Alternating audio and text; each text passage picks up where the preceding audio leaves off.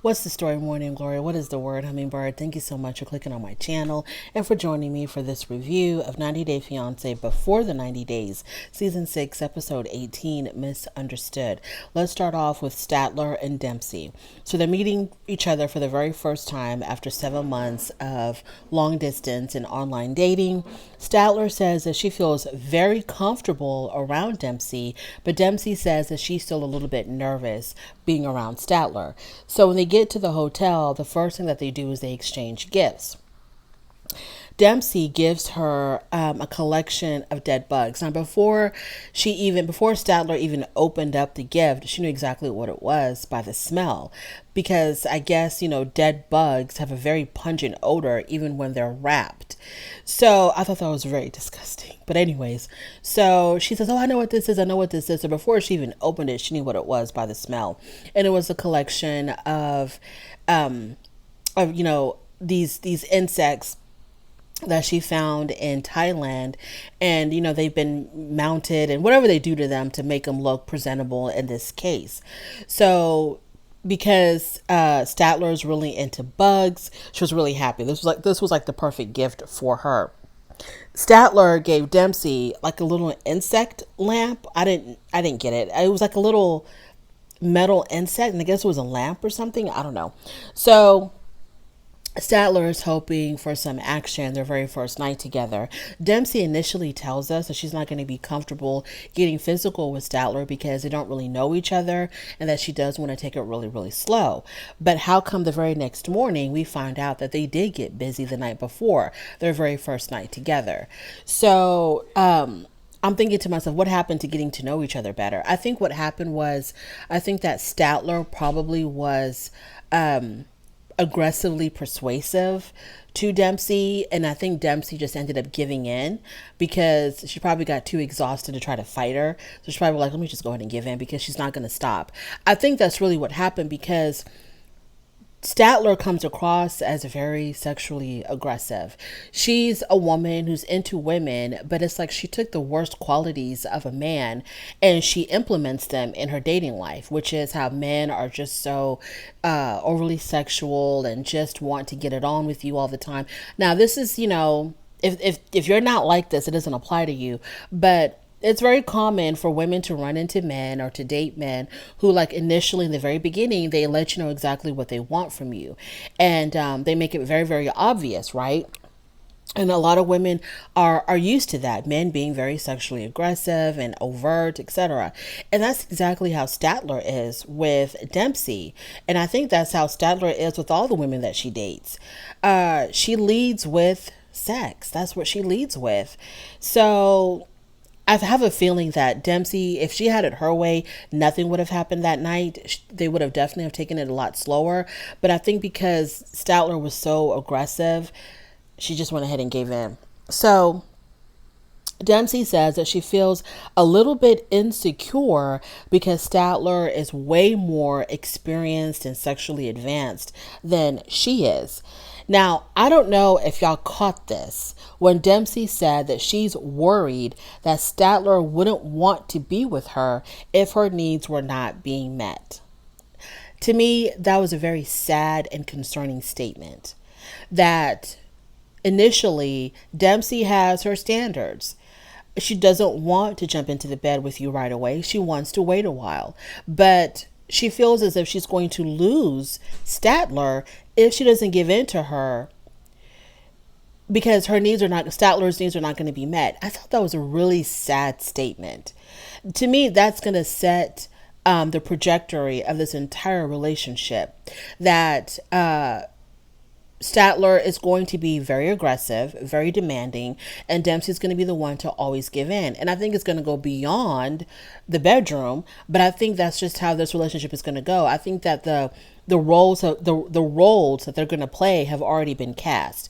You're going to have Statler, the very demanding one, and you're going to have Dempsey, the very passive one. And if that's how it's going to be, I don't think this relationship is going to last. So they're on their way to the country where Dempsey lives and where she works. It's 2 hours outside of the city of Manchester, which is where Statler was staying in her hotel.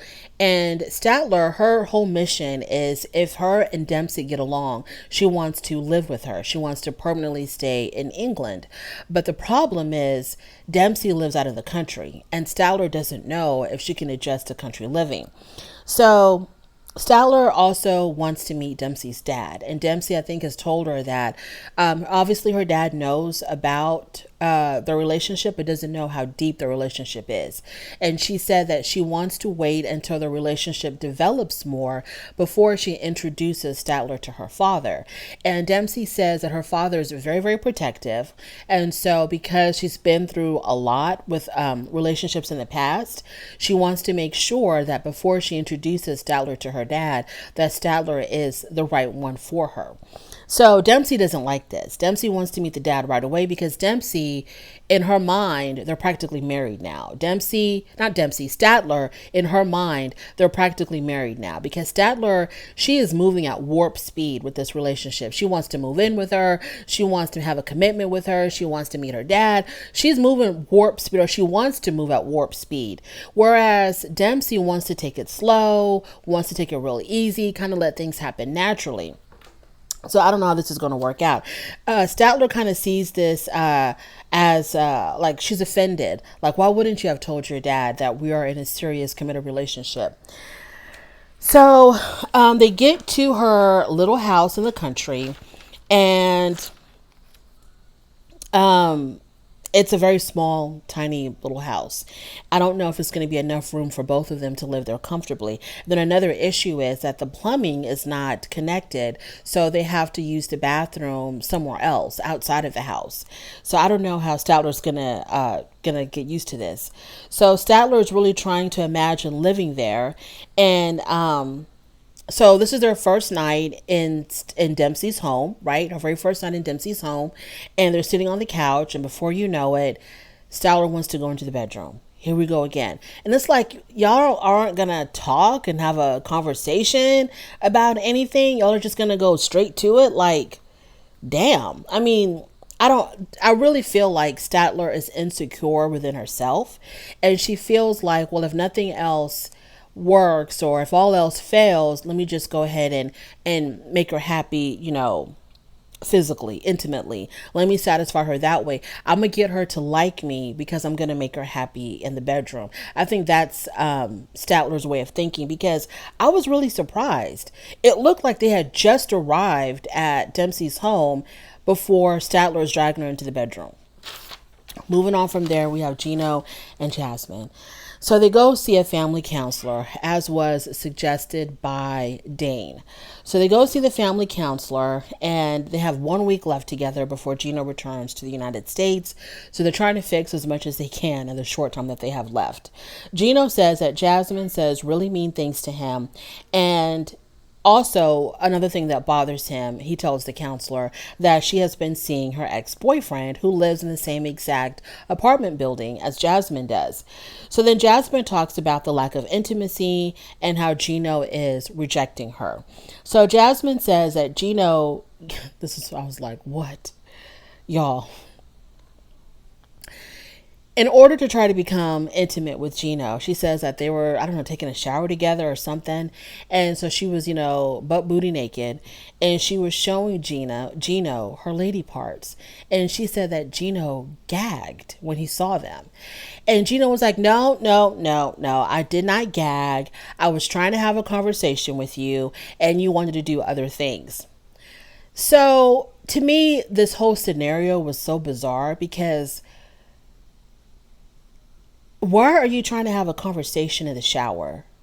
And number two, because it seems like if they were in the shower together, you know where Jasmine's going, right? You know what she's going to want to happen. She doesn't take a shower with Gino because she wants to have a conversation with him. So he knew the what's up. He knew what she had in mind.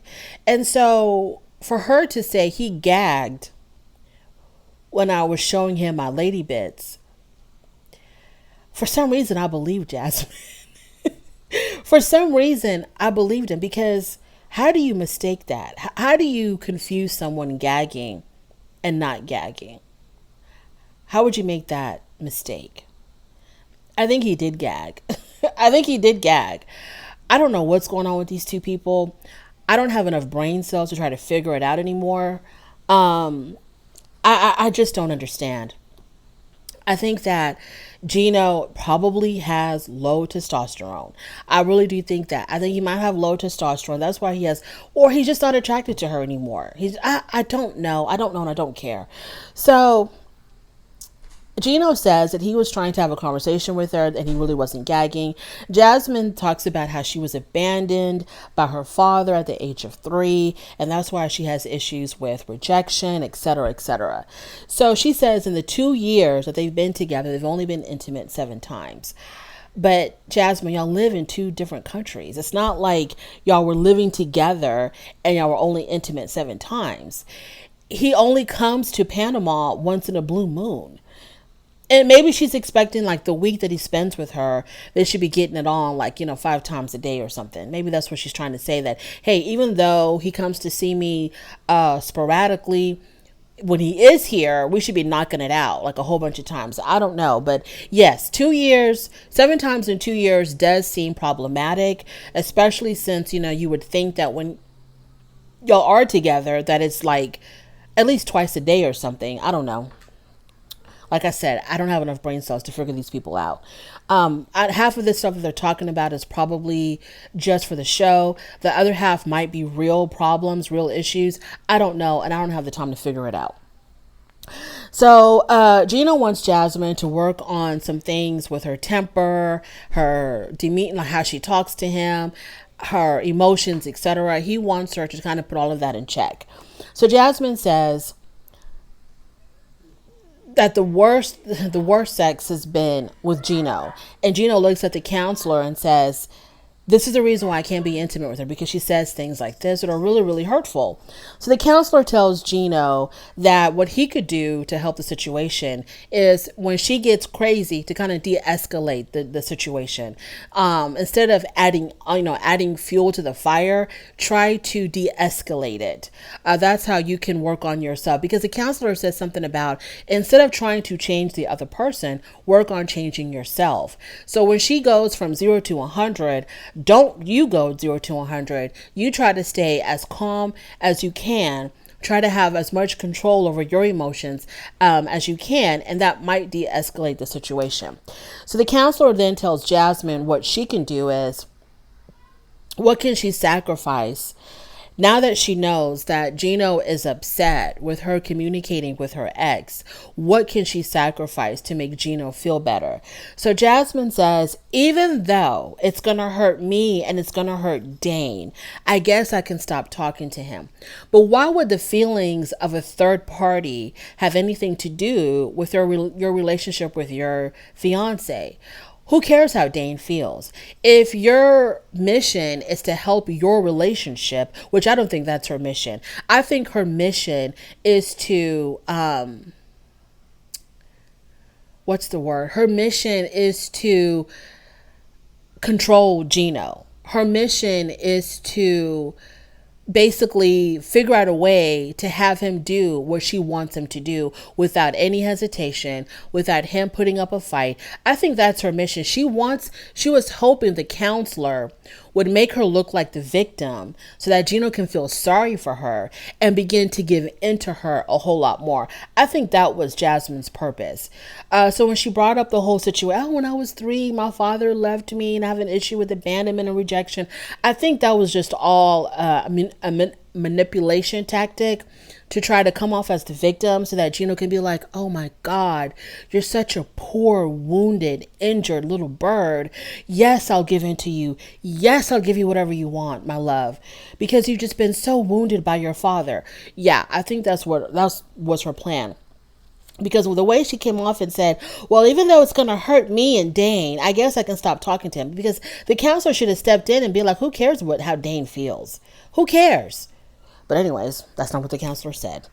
So Jasmine claims that she is fighting for their love, fighting for their relationship. The counselor says, instead of y'all constantly talking about y'all's problems, why don't y'all just live life as a couple? Do the things that couples do to enjoy one another and stop spending so much time concentrating on the problems and just start being happy with one another. So, yeah, we'll see if that works. Moving on to Razvan and Amanda. TLC, I really could have done without Razvan and Amanda.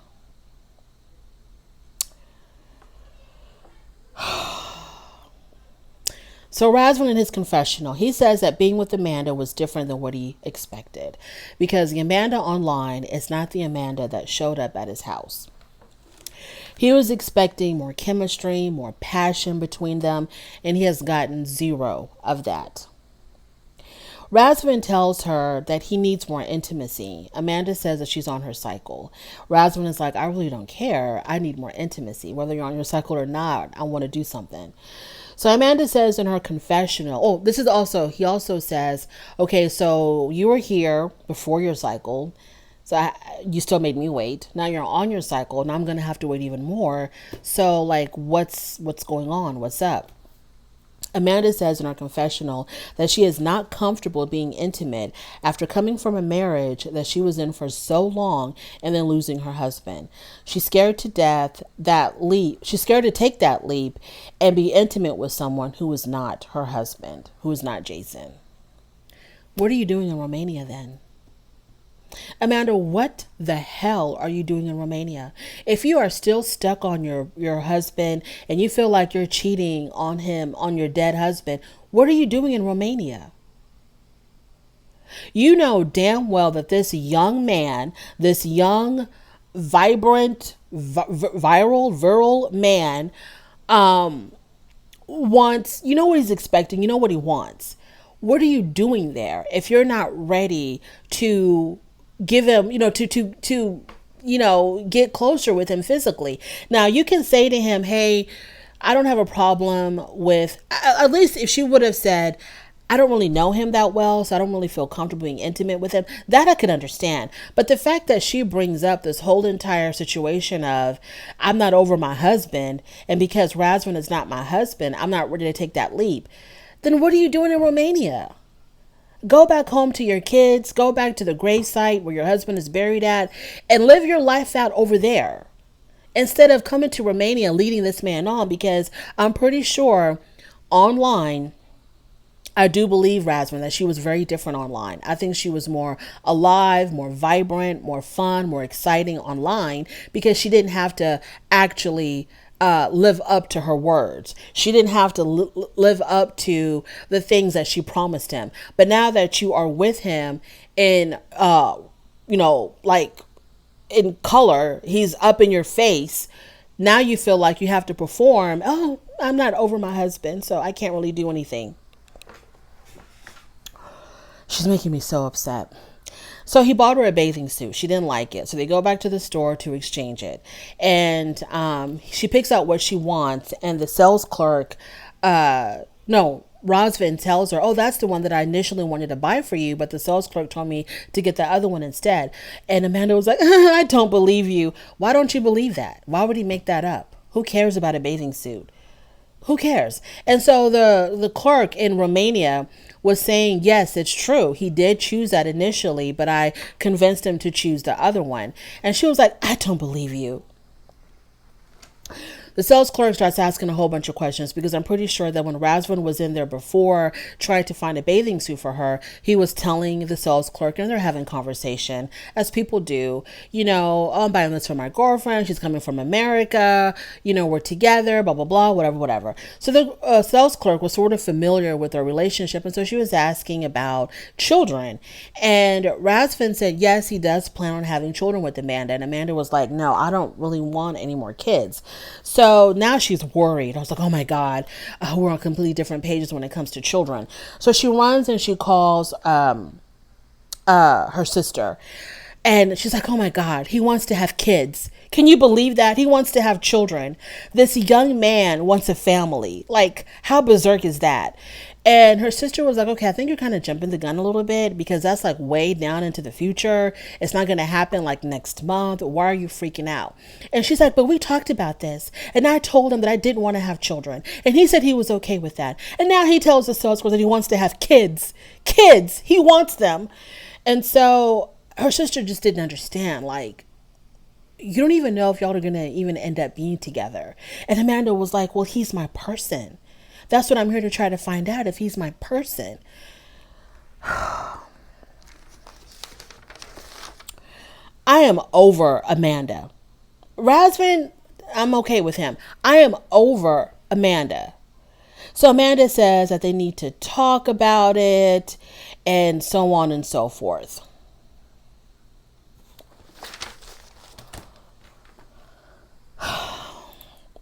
Y'all, I don't know what to say.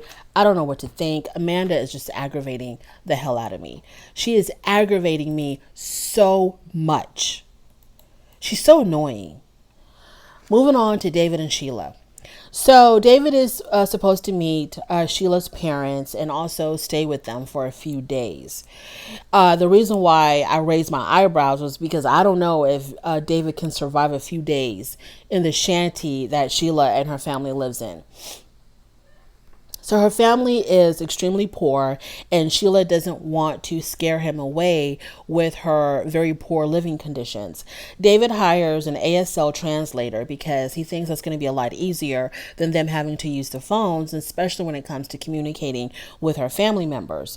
So Sheila is not happy about the translator because the translator shows up and she's a young, pretty girl. And so Sheila is like feeling very insecure and jealous and whatever. And she wished that he would have hired a male interpreter. The fact that she was so concerned about the interpreter showed me exactly the depths of her insecurity, and it's really deep. And this should have been a big red flag for David, because he probably had no control over who they were going to send over to him. And this woman is just there to interpret. But the way Sheila was crying in her confessional, I mean, she was literally crying because she was so jealous about the fact that it was a female interpreter and that she could communicate easier with David than she could. It completely unraveled Sheila. And I was just like, this is not healthy. This is not healthy at all. There's got to be something else going on here.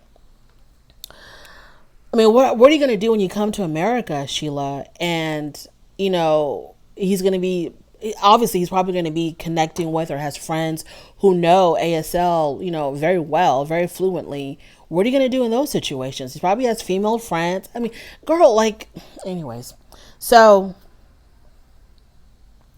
the interpreter says that Sheila should have taken the time to learn ASL because it only took her about a month to learn it. So she doesn't understand why Sheila doesn't know it. And I'm kind of like, okay, that's a little bit harsh. You don't really know this woman and what her situation is. But if Sheila is going to be this insecure, then Sheila, I'm going to highly, highly encourage you to learn American Sign Language, because you are about to go over the edge because he's communicating with another female who knows ASL. So if it's going to bother you that much, that other women can communicate better with David than you can, please take the time to learn it. So the producers asked Sheila, well, are you going to have a conversation with David about this? And she says no. She doesn't want him to see her in this state, whatever. So they're on their way to see the family with the interpreter. Sheila warns him about, so they get to her house, to her shanty. And she's like giving him a tour of the whole entire place. And, wait, was that in the car? Oh, that was in the car. So on their way to her house, that's when she tells him, hey, I just want to warn you, give you a heads up that there's no running toilets. There's a bucket that we use to take care of business. And he was like, okay, what is he going to do? What is he going to say? If that's what it is, and that's what it is. So Sheila says that she loves David and she plans to have a family with him. But once he sees her living conditions, she's worried that he's going to think that she's only after his money, that she's only after him for financial security because her living conditions are so destitute. So that's what she's worried about. So when they get there, it's really bad. I think it's a whole lot worse than what David could ever have imagined it to be. David says that it smells like sewage because they don't have any like running water. He meets her dad, Simplicio. I think his name is Simplicio. She meets her dad. She shows him where the shower is. She takes him upstairs to meet her mom. And her mom is hard of hearing too. So she's got like literally, she has to like scream into her mother's ear because her mom is hard of hearing. So David, he's absolutely heartbroken over the living conditions. And it seems like he's touched, like he wants to help them. So they sit down, they try to have a conversation with the father. I guess the father didn't really understand how the translator worked because the father could have easily just talked to the translator and the translator would have interpreted for David. But he didn't even do that. The father didn't even do that. Like he didn't say, he really didn't want to talk to David at all. So the dad says that he found it hard to communicate with someone who was deaf. So then her son comes out. David gives him the gift, which was a toy that he brought for him. And Sheila was trying to get her son to communicate with David through the interpreter. The son wasn't having it either. So Sheila was upset that her family was not trying to get to know David. And she thought that they were acting kind of funny with him because he was deaf. I don't know what to say. I understand the father. I understand the father, like not really wanting to communicate because he doesn't really know how. Probably didn't understand how the whole translator situation, how it's going to work. So he was like, he's deaf. He can't hear me. So what's the point? And then the son, he's a kid. Like, what do you expect him to ask this grown man that's dating his mom? Like, what conversation did you want them to have? I guess she was expecting her son to be like, oh, so you're from America and what's America like? And maybe something like that. But her little boy, he was not interested. So he took his toy and he went up to the room. And Sheila was extremely disappointed that it didn't go the way she planned for it to go. Moving on to Riley and Violet. So we are still at that situation. We're still at the scene where Riley called his friend, Tiffany, and he had Tiffany ask Violet, why did she still have the dating app after Sheila asked him to delete his? So Violet is trying to play like she's trying to play dumb. Like, oh, I don't understand. And so Riley's like, she wants to know why in the world do you still have this dating app after you told me to delete mine? So Violet goes, well, how do you even know that I still have the app? And Riley was like, this has got nothing to do with me. This is between you and Tiffany. Riley, stop. Stop being immature. Whether or not she has this dating app has nothing to do with Tiffany. Okay, this has everything to do with you and Violet. Don't use your friend as a scapegoat to confront your girlfriend because you're too scared to do it on your own. Because you are scared of Violet. She scares the hell out of you. And that's why you're hiding behind your friend to ask Violet the real question that you want answered. So Violet says that I deleted on the phone, but I forgot the password. I don't know what the hell she was saying. I don't know if she was trying to say that it was still on her phone, but she didn't have the password to delete it. Maybe that's what she was trying to say. Like, it's still on my phone, but I can't delete it. I don't know what she was trying to say. I didn't understand. So basically she's trying to say, yeah, I might still have it, but I'm not using it. I think that's the bottom line. I have it, but I'm not using it. So neither Riley nor Tiffany believe her. Violet asks, well, how did you know that I even had the app? Of course, because he went to the website or he went to the app himself and he still saw her profile. So I guess her point was, you must still have it too, if you know that I have it. So Violet says that they have no right to interrogate her. Riley says, honey, it's a two-way street. Your family asks me questions. My people are going to ask you questions. It's a two-way street. It goes both ways. So Violet says, you've ruined the mood. She gets up. She leaves. Riley doesn't care. He tells her to beat it. So in her confessional, Violet is like, he didn't even stop his friend from asking me those questions. He should have stopped his friend. But no, he wasn't going to stop his friend because he told his friend to ask you these questions. And so Violet was like, his friend had no right to ask me anything because that's not his family. That's just a friend. And so she has no right to ask me anything. And I feel like with Riley, it's very immature to get your friends involved in the throes of your relationship because you're getting your friends all worked up. They're on your side. They love you. They support you. But you're getting them all worked up because of whatever issues that you're having with Violet. But then when you and Violet kiss and make up, your friends are not there kissing and making up with y'all. So your friends are still heated and pissed and passionate about going after Violet. So when you and Violet are good, your friends don't like her. They still don't like her. So then you're going to start hiding certain aspects of your relationship from your friends because you don't want your friends to look at you crazy. Like, you got me involved in your relationship. You have me asking this woman all kinds of questions because you were too chicken to ask her yourself. And now you're telling me things are good now with y'all. You interrupt my day. I got to stop what I'm doing to ask your girlfriend some dumb questions that you couldn't ask her yourself. Now you're telling me that y'all are good again? You see, he doesn't want that.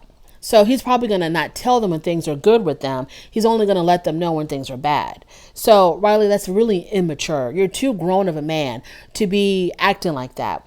Be an adult.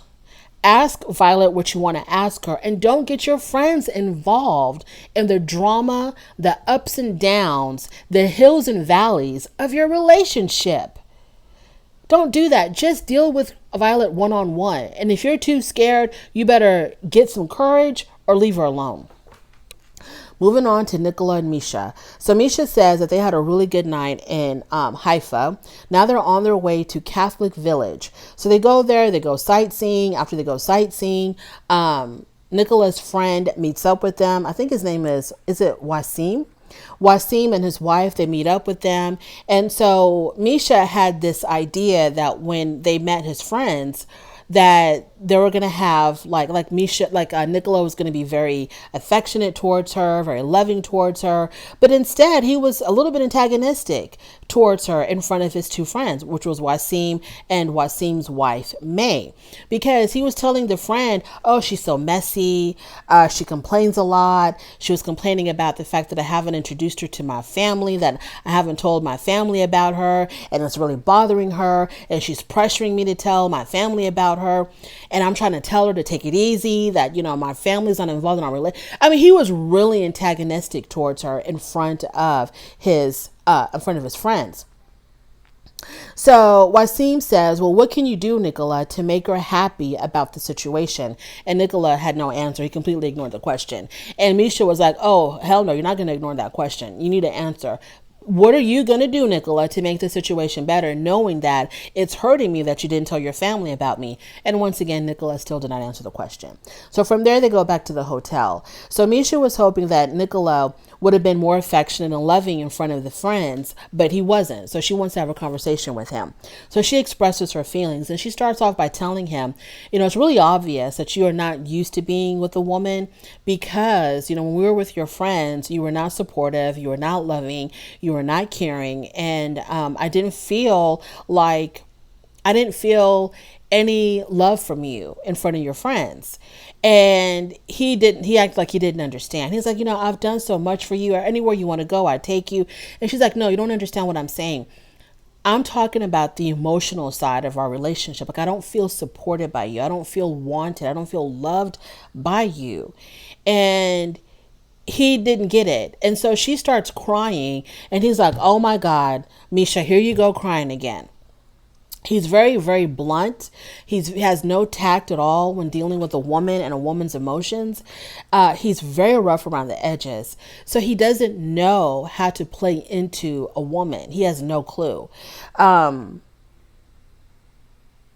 Nicola then says that Misha is always blaming him. And he says, well, what if I started pointing the finger at you? Because you're always blaming me for stuff. What if I started blaming you? Like, it takes you 10 hours to put your makeup on. You leave your messy clothes all over the place. And Misha says, you don't have to attack my character because I didn't attack yours. I'm just telling you how I feel. Misha says that this is not what... She said this is not what she expected.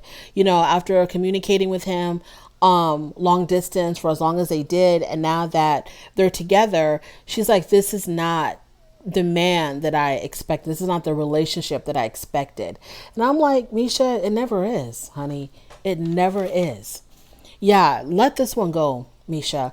Nicola, Misha, it's a no-go for me. It's a no-go. They need to leave each other alone because Misha is expecting, she's used to like American men who are just, and I'm not saying just American men, because I know there's Israeli men who are just as loving and affectionate, but this particular guy, because he hasn't been with a woman in a long time, he doesn't know how to treat a woman. He doesn't know what women expect from a man. He has no idea. He's treating her like she's some dude off the street. And this is supposed to be your future wife. This is supposed to be your future lover. This is supposed to be someone you're supposed to protect. And he just doesn't get it. He does not get it at all. A woman expects a man to be soft and to be like gentle with her, and to always be aware of what she's feeling, and to make sure that she's satisfied, and that she feels like she's being really taken care of. He doesn't get it. He's so clueless. He's so lost. And Misha, I don't think you have the time to teach him. I don't think you have that kind of time. There's not enough time in the world to teach Nicola how to be the way you want him to be. So just let this one go, girl. Anyways, thank you so much for joining me. I really do appreciate it on your way out. Please don't forget to rate the video. If you like this content, go ahead and subscribe to my channel, and I'll definitely talk to you later. Bye.